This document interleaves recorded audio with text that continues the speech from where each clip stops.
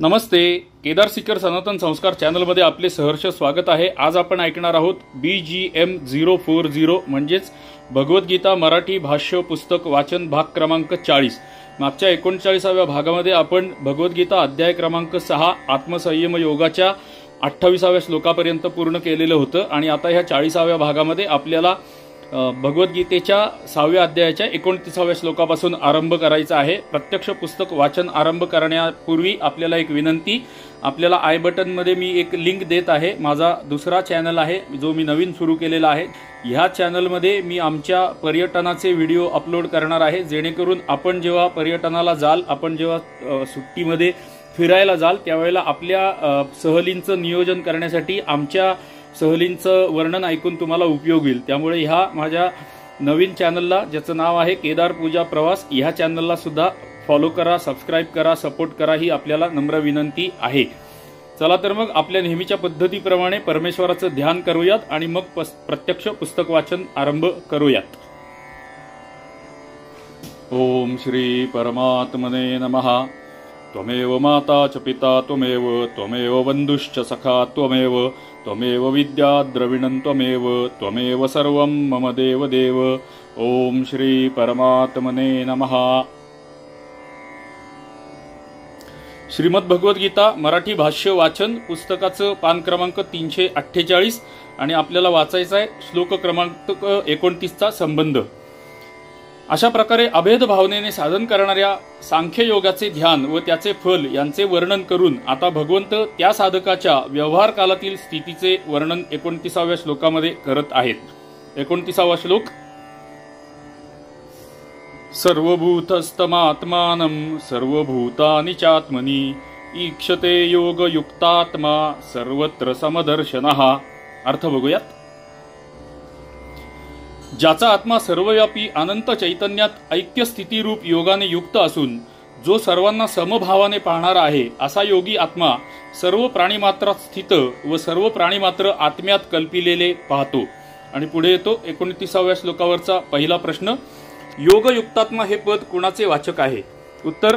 सच्चिदानंद निर्गुण निराकार ब्रह्मामध्ये ज्याची अभिन्न भावनेने स्थिती झालेली आहे, अशाच ब्रह्मभूत योगाचे वाचक येथे योगयुक्तात्मा हे पद आहे.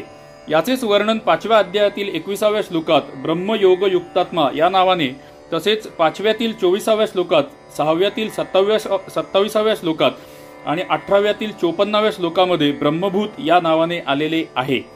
पुढचा प्रश्न. असा योगी सर्व ठिकाणी समभावाने पाहतो म्हणजे काय? उत्तर.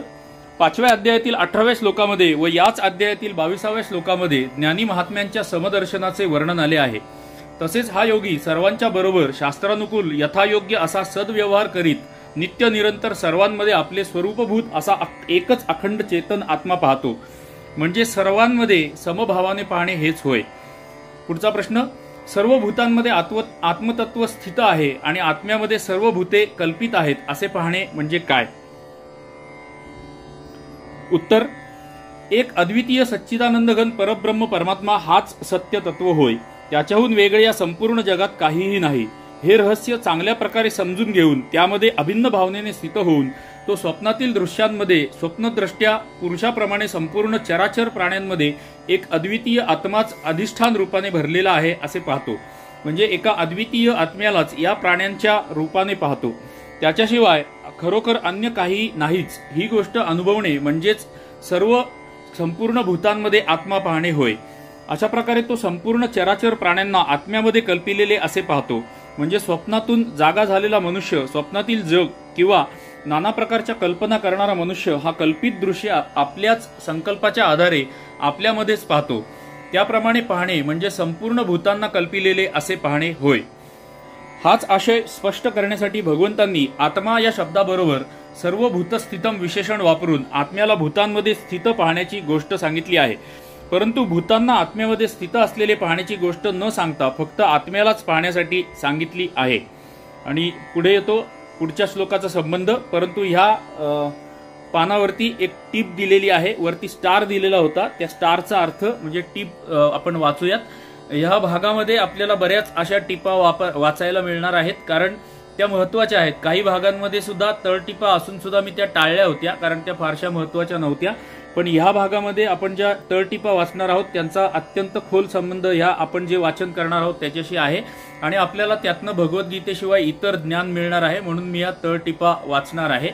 आता पहिली मी तळटीप वाचतो आणि मग आपण पुढच्या ह्याच्याकडे जाऊयात, श्लोकाच्या संबंधाकडे जाऊयात।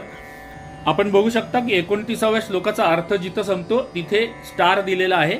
मी तुम्हाला स्टारला सर्कल करून दाखवतो। या स्टारचा अर्थ त्यांनी खाली लिहिलेला आहे। आता आपण खालचा अर्थ तळटीपेमध्ये वाचूयात। याच आशयाचा ईशोपनिषदामध्ये हा मंत्र आहे।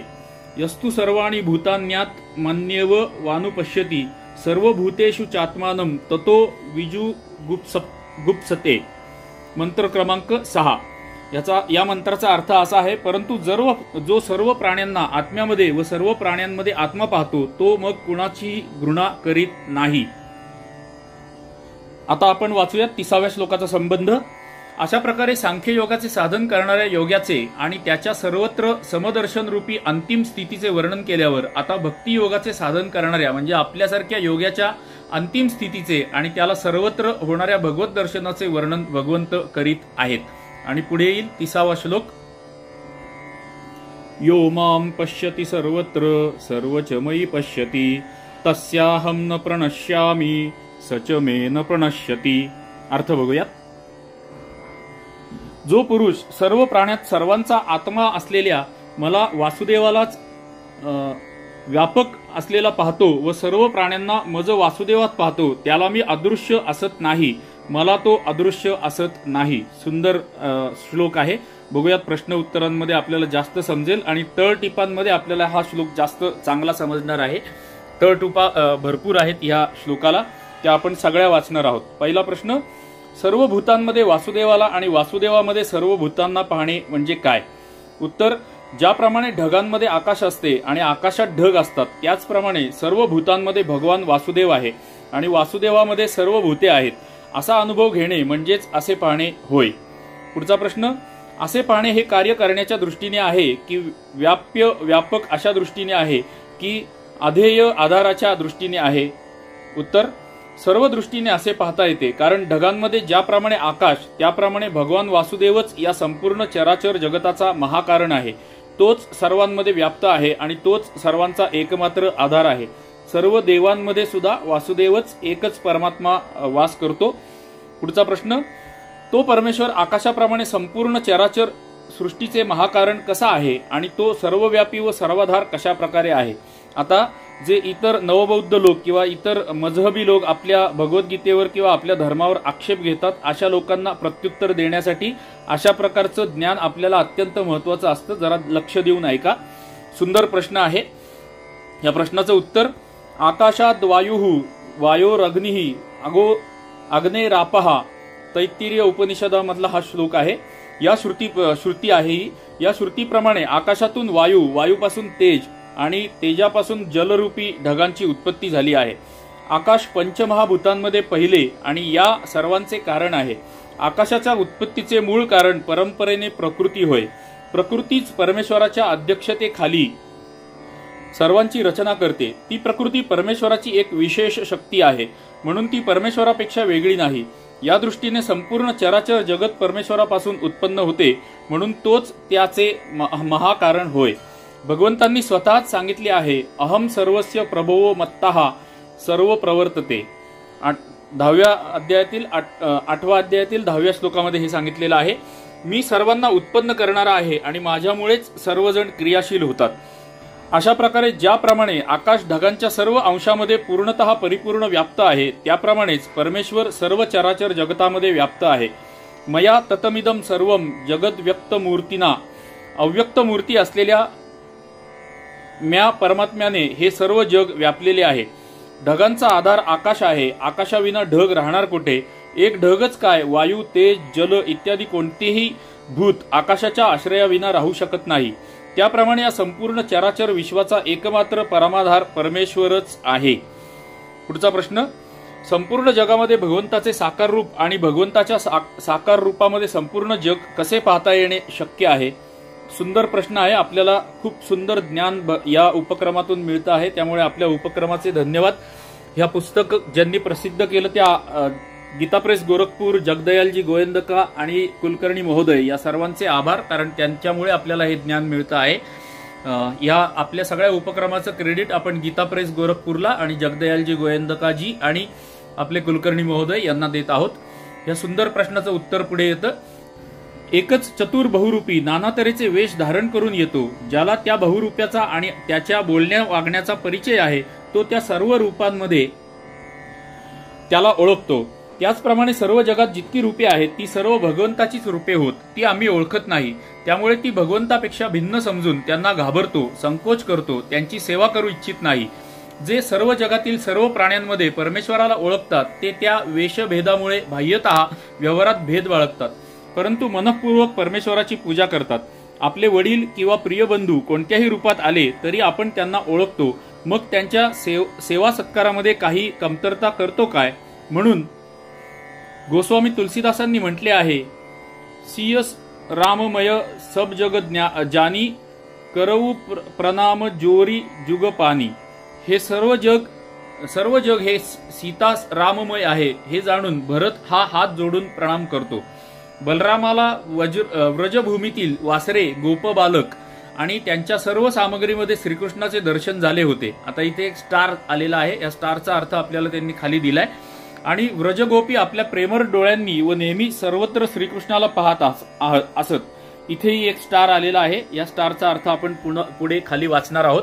महत्वाचं ज्ञान आहे, भगवद्गीतेच्या संबंधित पण आपल्याला एक्स्ट्रा अतिरिक्त ज्ञान आपल्याला मिळणार आहे, त्यामुळे मी त्या तळटीपा वाचणार आहे। पुढे त्याचप्रमाणे भक्ताला सर्वत्र श्रीकृष्ण, राम, विष्णू, शंकर, शक्ती इत्यादी हे वाक्य पूर्ण करून घेतो आणि मग आपण तळटीपा वाचूयात। भगवंताचे जे स्वरूप इष्ट असेल तेच भगवंताचे साकार स्वरूप त्या भक्ताने पाहावे, हेच भगवंताचे साकार रूप सर्व जगामध्ये पाहणे होय। अशा प्रकारे जसे अर्जुनाने भगवान श्रीकृष्णाच्या दिव्य शरीरामध्ये, इथे प्लसचं सिम्बॉल दिलाय, अधिकचे चिन्ह दिलेलं आहे, याची पण तळटीप आहे।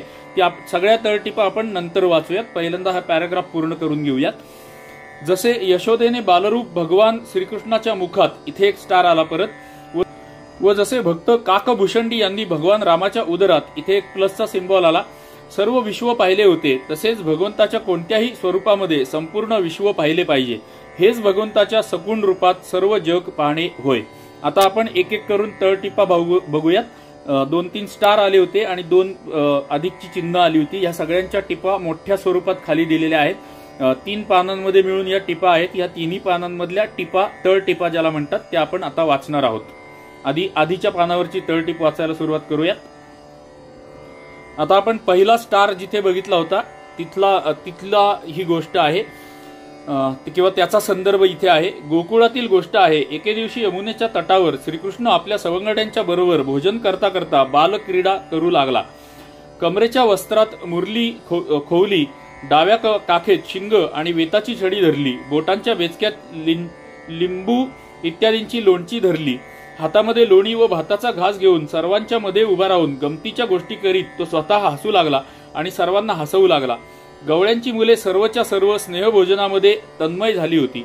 इकडे वासरे दूर निघून गेली तेव्हा कन्हैया त्यांना शोधण्यासाठी हातात घास घेऊन तसाच धावला। हे दृश्य पाहून ब्रह्मदेव मोहित झाला, त्याने वासरांचे आणि बालकांचे हरण केले। भगवान श्रीकृष्णाने जाणले की हे काम ब्रह्मदेवाचे आहे, तेव्हा ब्रह्मदेवाला आनंदित करण्यासाठी आणि बालगोपालांच्या व वासरांच्या मातांना संतुष्ट ठेवण्यासाठी तो स्वतःच तशीच्या तशीच वासरे व मुले बनला व ज्या वासरांचे व बालकांचे जसे शरीर, जसे हातपाय, जशी काठी, जसे शिंग, बासरी किंवा शिंकाळे होते, जसे कपडे व दागिने होते आणि जसा त्यांचा आहार विहार होता, जसा त्यांचा आकार, स्वभाव, गुण, वय, नाव इत्यादी होते, तसेच बनून सर्व जग हरिमय आहे ही गोष्ट चरितार्थ करून दाखवली। बलरामाला प्रथमतः काही समजले नाही, ते नंतर त्याने पाहिले की त्या बालगोपालांच्या मातांचे आपल्या मुलांवर पूर्वीपेक्षा अधिक प्रेम वाढले आहे। ज्या वासरांनी दूध पिण्याचे सोडले आहे त्यांच्यावरही गायी फार प्रेम करू लागल्या। तेव्हा बलरामाला शंका आली आणि त्याने ज्ञानदृष्टीने ओळखण्यासाठी सर्वांच्याकडे पाहिले, तेव्हा त्याला सर्व वासरे, त्यांची रक्षा करणारे गोप बालक आणि त्यांच्याजवळची सर्व सामग्री ही प्रत्यक्ष कृष्णरूप दिसू लागली। हा संदर्भ होता जिथून आपण तळटीप किंवा स्टार बघितला होता की सगळीकडे कृष्ण दिसू लागतो, त्याचा संदर्भ बलरामाच्या उदाहरणांनी त्यांनी दिलाय। प्रत्यक्ष कृष्णरूप दिसू लागली आणि तो चकित झाला।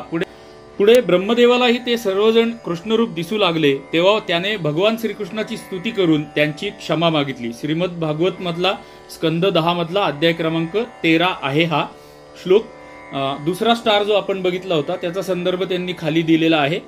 त्यांनी एक चौपाई दिलेली आहे, ते चौपाई आपण वाचायला नको, आपण डायरेक्ट त्याचा अर्थ वाचूयात। चौपाई वाचण्यात वेळ नको घालवायला।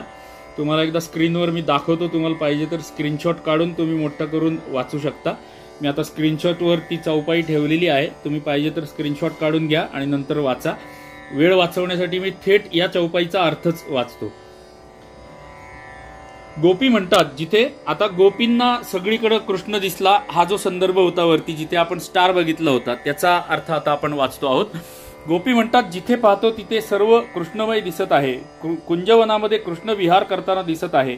यमुना व तिच्या तटावर आपल्या सवंगड्यांबरोबर क्रीडा करताना तो दिसत आहे। कृष्ण वनविहारासाठी जात असे तेव्हा ढग त्याला सावली देण्यासाठी वरून जात असत।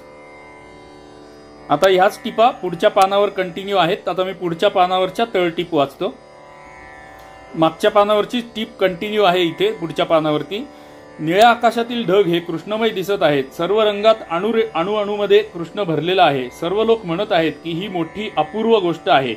एक गोपी म्हणू लागली की मी वेडी झालेली आहे काय, म्हणून मला सर्वत्र कृष्ण दिसत आहे की येथील गोपींच्या डोळ्यातील बाहुल्यांमध्ये कृष्ण वसला आहे। चंद्रसार म्हणजे शारदीय पौर्णिमेच्या चंद्रकिरणांमध्ये कृष्णाने मुरली वादन केले होते व रासलीला केली होती, म्हणून चंद्रकिरणे पाहून तीच लीला दिसू लागत आहे।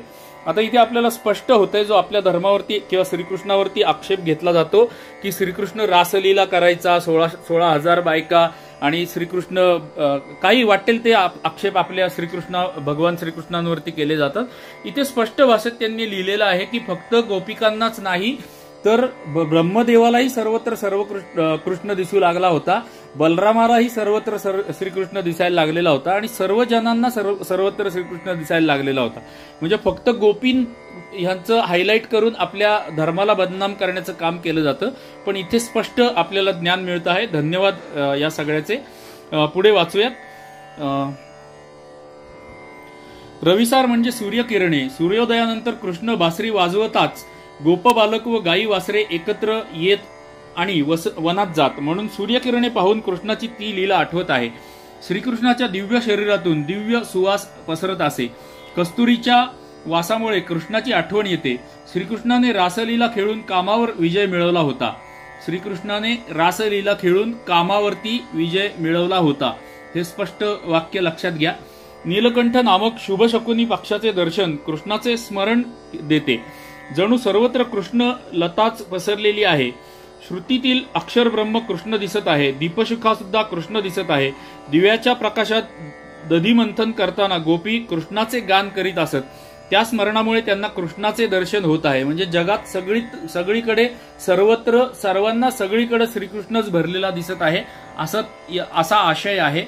श्रीकृष्णाचे दर्शन होत राहते। कृष्णाशिवाय कोणाही मनुष्याची किंवा देवाची गोष्ट नाही। सर्व निर्गुण ब्रह्म कृष्ण रूपाने व्याप्त आहे। सुंदर ज्ञान आपल्याला मिळालं। पुढच्या प्लसचा जो सिंबल होता, अधिकचं चिन्ह, त्याचा संदर्भ आहे गीतेचा 11वा अध्याय पहा। म्हणजे त्या स्टारचा किंवा प्लसचा अर्थ 11व्या अध्यायामध्ये आपल्याला कळणार आहे। पुढच्या स्टारचा जो आलेला होता त्याचा अर्थ आता वाचतो मी, किंवा त्याचा संदर्भ मी वाचतो। भगवान श्रीकृष्ण लहानसा होता आणि आपल्या बाललीलांनी तो यशोदा आणि गोकुळातील सर्वांना अनुपम सुख देत होता। एके दिवशी त्याने माती खाल्ली। आईने रागावून विचारले, काय रे, तू गुपचूप माती का खाल्लीस? तेव्हा श्रीकृष्णाने आव असून तिला म्हटले, आई, तुला विश्वास नसेल तर तू माझ्या तोंडात बघ। जे विश्वदर्शनाचा संदर्भ आला होता ना, त्याचा आपण संदर्भ वाचतो आहोत किंवा डिस्क्रिप्शन वाचतो आहोत। माझ्या तोंडात बघ। ते यशोदा ते पाहून चकित झाली। श्रीकृष्णाच्या छोट्याशा तोंडामध्ये यशोदा मातेला संपूर्ण चराचर जीव, आकाश, दाही दिशा, पर्वत, द्वीपे, समुद्र, पृथ्वी, वायू, अग्नी, चंद्रमा, तारे, इंद्रियांचे देव, इंद्रिये, मन, शब्दादी सर्व विषय, मायेचे तिन्ही गुण, जीव, त्यांचे विचित्र देह आणि संपूर्ण गोकुळ हे सर्व तिला दिसले। तिला वाटले की मी स्वप्न तर पाहत नाही। शेवटी ती घाबरली आणि प्रणाम करून त्याला शरण गेली। माता पुत्राला शरण गेली तेव्हा श्रीकृष्णाने पुन्हा आपली मोहिनी माया पसरली. त्याचबरोबर आईचे प्रेम उचंबळून आले आणि तिने आपल्या छोट्या कन्हैयाला कडेवर उचलून घेतले आणि ती त्याचे लाड करू लागली. श्रीमद भागवत मध्ये स्कंद पुराणामध्ये 8व्या अध्यायामध्ये हा संदर्भ किंवा ही कथा आलेली आहे विश्वदर्शनाची.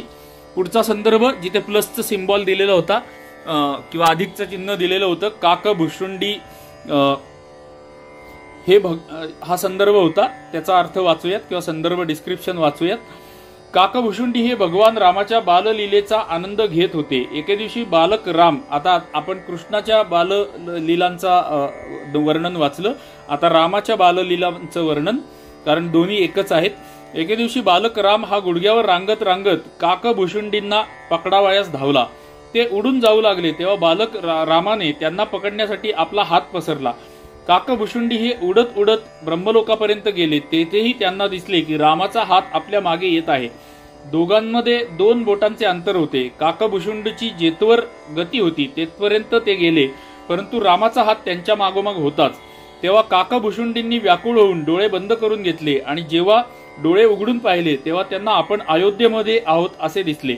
श्रीराम हसले आणि ते हसताच काकभुशुंडी रामाच्या मुखातून बाहेर आले. हे वर्णन रामचरित मानसामध्ये आलेले आहे, ते त्यांच्याच शब्दात पहा.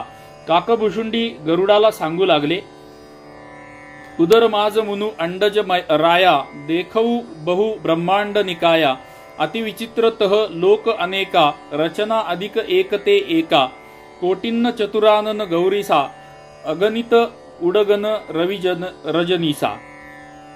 आता पुढच्या पानावर बरीच मोठी ती पूर्ण चौपाई दिलेली आहे. आपण ती वाचण्यामध्ये वेळ नको घालवायला, आपण थेट त्या संपूर्ण याचा चौपाईचा अर्थ वाचूयात पुढच्या पानावरती.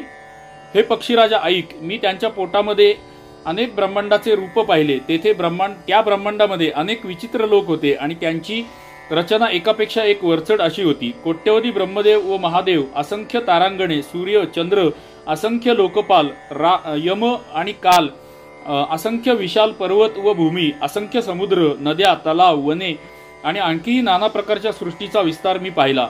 देव, मुनी, सिद्ध, नाग, मनुष्य, किन्नर तसेच नाना प्रकारचे जड व चेतन जीव पाहिले, जे मी कधीही पाहिले नव्हते, ऐकले नव्हते आणि जे मनामध्ये आठवणे शक्य नव्हते, म्हणजे ज्याची कल्पनाही करता येत नाही, अशी सर्व अद्भुत सृष्टी मी पाहिली. मग तिचे वर्णन कसे करता येईल? मी एकेका ब्रह्मांडामध्ये 100 वर्षे राहत होतो. अशा प्रकारे मी अनेक ब्रह्मांडे पाहत फिरलो. प्रत्येक लोकामध्ये भिन्न भिन्न ब्रह्मदेव, भिन्न भिन्न विष्णू, शिव, मनु, दिक्पाल, मनुष्य, गंधर्व, भूते, वेताल, किन्नर, राक्षस, पशु, पक्षी, सर्प तसेच नाना जातीचे देव व दैवगण होते. तेथे सर्व जीव हे दुसऱ्याच प्रकारचे होते. अनेक पृथ्वी, नद्या, समुद्र, तलाव, पर्वत तसेच सर्वत्र सृष्टी ही तेथे दुसऱ्याच प्रकारची होती. प्रत्येक ब्रह्मांडामध्ये मला आपले रूप दिसले आणि अनेक प्रकारच्या अनुपम वस्तू मी पाहिल्या. प्रत्येक भुवनामध्ये वेगळीच अयोध्या, वेगळीच शरयू नदी आणि वेगळ्या प्रकारचे स्त्री पुरुष होते. हे तात ऐक, हे दशरथ, कौसल्या व भरत इत्यादी भाऊ सुद्धा भिन्न रूपांमध्ये होते. मी प्रत्येक ब्रह्मांडामध्ये रामावतार आणि त्याच्या अपार बाललीला पाहत फिरत होतो. हे हरितवाहना, मी सर्व काही वेगळेच आणि अत्यंत विचित्र असे पाहिले. मी असंख्य ब्रह्मांडातून फिरलो, परंतु प्रभू रामचंद्राला मी वेगळ्या प्रकारचा पाहिला नाही. सर्वत्र तेच शिशुपण, तीच शोभा आणि तोच कृपाळू रघुवीर दिसला. अशा प्रकारे मोहरूपी वाऱ्याच्या प्रेरणेने मी भुवनातून पाहत फिरत होतो.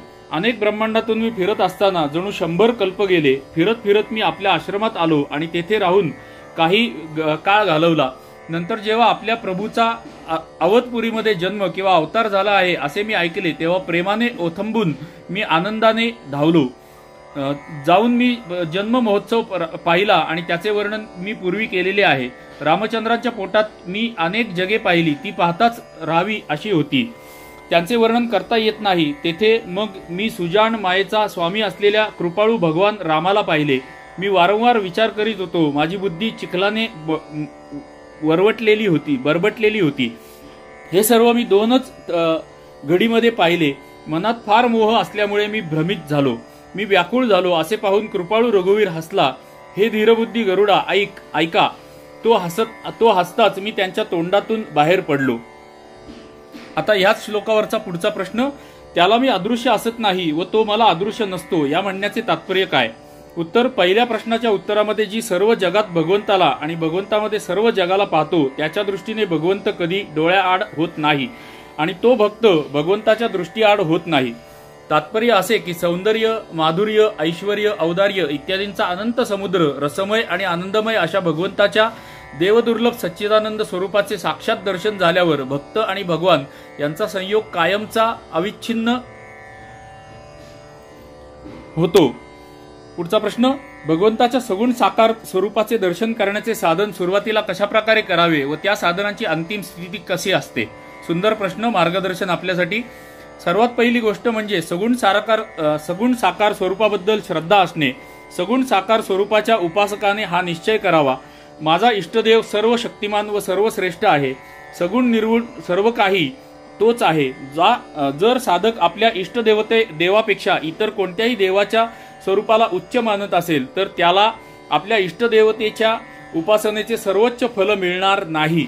त्यानंतर भगवंताच्या ज्या स्वरूपाबद्दल स्वतःची दृढबुद्धी दृढ असेल त्याची आपल्या मनोनुकूल अशी एखादी मूर्ती किंवा चित्र समोर ठेवून त्यामध्ये प्रत्यक्ष आणि चेतनबुद्धी बाळगून अत्यंत श्रद्धेने व प्रेमाने त्याची विधिवत पूजा करावी. म्हणजे तुम्ही कोणत्याही देवाची आपण पूजा करू शकतो किंवा ध्यानधारणा किंवा उपासना करू शकतो, भक्ती करू शकतो असं ते म्हणतात. स्तवन, प्रार्थना व ध्यान इत्यादींच्या द्वारे उत्तरोत्तर प्रेम वाढवित राहावे. पूजेच्या वेळी साधकाने दृढ श्रद्धेने अशी प्रचिती करावी की भगवंताची मूर्ती ही जडमूर्ती नव्हे तर हा चालता फिरता, हसता बोलता, खाता पिता चेतन असा साक्षात भगवंत होय. जर साधकाची श्रद्धा खरी असेल तर त्या मूर्तीमध्येच त्याच्यासाठी भगवंताचा चेतन अर्चावतार होईल आणि मग नाना प्रकारे आपल्या भक्तवत्सलतेचा प्रत्यक्ष परिचय देऊन तो भगवंत साधकाचे जीवन सफल व आनंदमय बनवून टाकील. त्यानंतर भगवत कृपेमुळे त्याला आपल्या इष्टदेवतांचे प्रत्यक्ष दर्शनही घडेल. या दर्शनासाठी वेळेची काही मर्यादा नाही. साधकाची उत्कंठा व भगवत कृपेवरील निर्भरता या जशा ज्या प्रमाणात असतात त्या प्रमाणात शीघ्र किंवा विलंबाने त्याला दर्शन घडू शकते. प्रत्यक्ष दर्शन झाल्यावर भगवत कृपेने पाहिजे तेव्हा व पाहिजे तेथे सदोदित आणि सर्वत्र देखील दर्शन होऊ शकते. ज्या साधकाला प्रत्यक्ष दर्शन झाले आहे त्याची स्थिती कशी होते हे तोच जाणतो. दुसरा कोणी त्या स्थितीबद्दल सांगू शकत नाही.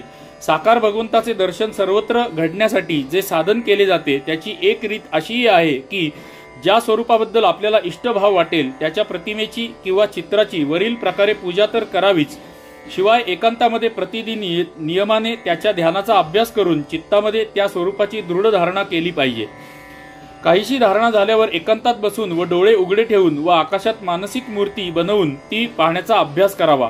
भगवत कृपेचा आधार घेऊन विश्वास, श्रद्धा व निश्चय यांनी युक्त असा अभ्यास वारंवार केला गेला तर काही काळानंतर आकाशामध्ये इष्टदेवाची सर्वांगपूर्ण हस्ती बोलती अशी मूर्ती दिसू लागेल. ती गोष्ट अभ्यासाने साध्य होणारी आहे. आपल्या चित्तवृत्तींना इष्ट स्वरूपाचा आकार देण्याचा अभ्यास सिद्ध झाल्यावर जेव्हा कधीही त्या स्वरूपामध्ये अनन्य चिंतन घडेल तेव्हा जिथे वाटेल तिथे डोळ्यांसमोर आपल्या इष्टदेवाचे स्वरूप साधकापुढे प्रकट होऊ शकते.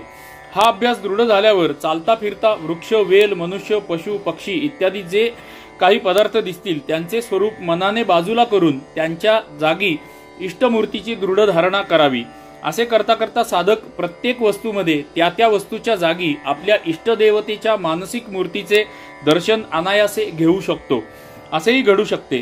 त्यानंतर भगवत कृपेमुळे त्याला भगवंताचे खरेखुरे दर्शन घडू शकते आणि मग तो सर्वत्र प्रत्यक्ष किंवा यथार्थ रूपाने भगवंताला पाहू शकतो. पुढे येतो 31व्या श्लोकाचा संबंध, पण आपण इथेच थांबतो आहोत कारण आपली वेळ संपलेली आहे. आपल्याला पुन्हा एकदा विनंती की आमच्या ह्या केदार पूजा प्रवास चॅनलला आपण सहकार्य करा, आपण सपोर्ट करा, समर्थन करा. चॅनलला लाईक करा, कॉमेंट करा, सबस्क्राईब करा, फॉलो करा आणि हा चॅनलचे व्हिडिओ पण दुसऱ्या लोकांना, आपल्या मित्रमैत्रिणींना शेअर करा, नातेवाईकांना शेअर करा. चला तर मग पुढच्या 41व्या भागामध्ये भेटूया जिथे आपण भगवद्गीतेच्या 6व्या अध्यायाच्या श्लोक क्रमांक 31 पासून आरंभ करणार आहोत. तोपर्यंत आपणा सर्वांना जय श्री हरी, जय श्री हरी, जय श्री हरी. धन्यवाद.